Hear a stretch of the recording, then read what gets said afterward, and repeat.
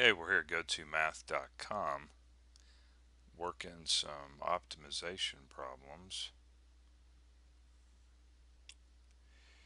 And where are we at? I think I've already done. Yeah, okay. I guess I could have looked at the problem set there. Round answer to 3 decimal places, probably if needed. Um, anyway, find two positive values, x and y. We've got, so instead of actually asking, right, in a paragraph, we're just going to go ahead and write it out for you here. Find two positive values, x and y. The primary equation is we're gonna be finding the minimum, it looks like, right, and then the secondary. So it's already set up for you. Let's go ahead and write that down. All right, I got that written down. Remember, it's two positive values. All right, so we'll come over here, and so we had z is equal to 3x plus y. And you know what? I'm gonna write the other one down over here. See if we can get everything on one screen. And then 33. Okay. So and trying to minimize. We want to minimize. Right. So I want to write that right there so I remember what we're doing there. Minimize. Okay. So let's get this thing. Get the primary equation all in terms of one of the variables, and I think the way I've been doing this is I'll just solve for y over here. Stick with one way. So we have z is equal to 3x plus 33. Now you know what? I'm going to go ahead and take this x up into the numerator because we're going to be taking the derivative of it. Okay, so let's just go ahead and take that up into the numerator. All right. Now what we'll do is take the derivative. So z prime is equal to, the derivative is 3x, negative 33x, subtracting 1, you got negative 2. Okay? And then what we'll do is find that critical number. In other words, we'll set this thing equal to 0 and solve. I'm going to go ahead and take this x and bring it back down here. All right? And then go ahead and solve for x now in this equation here. Let's just go in this over here, bring it over here so we can get everything on one screen. Alright, so I just took this over to the left. Now we'll take this x squared, bring it up here, and while we're at it, we'll just bring the 3 down this way. Okay, so let's just do this right here. So 33 over 3 is equal to x squared, and of course 3 goes into 33 11 times. And you know what? We can do all this at one time here.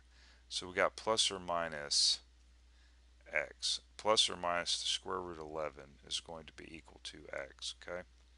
Now remember, it said two positive numbers, two positive values.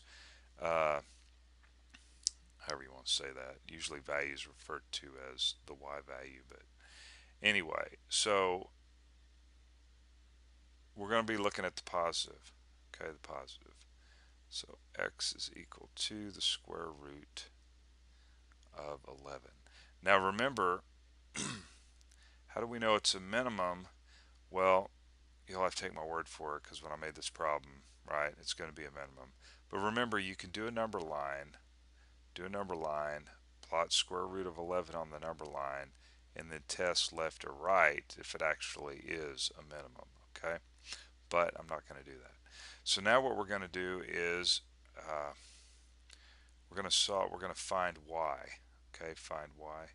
So we say y is equal to 33 over the square root of 11. 33 over the square root of 11. Now it did say to round your answer to 3 decimal places or something like that. So, but You could rationalize the denominator here, right? And then this would be 3 times square root 11. 3 times square root of 11, yeah. But for some reason, I said rounded, who knows. Okay, so let's do that. So we got the square root of 11 is 3.32. Did I say round to 3 decimal places or 2? I can't remember. Round to 3 decimal places. Round to 3 decimal places. So we put two little squiggly lines right here. 3.317 is what I'm getting. And then, of course, this one here is going to be 33 over the square root of 11. All right. 9.94. It looks like 950 I'm getting. Oh, wait a minute. 949. Then you got to change the 9.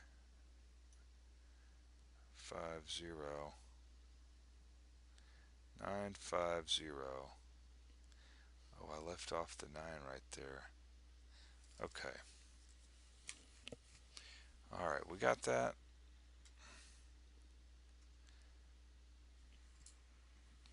I done forgot what the heck. 3.317.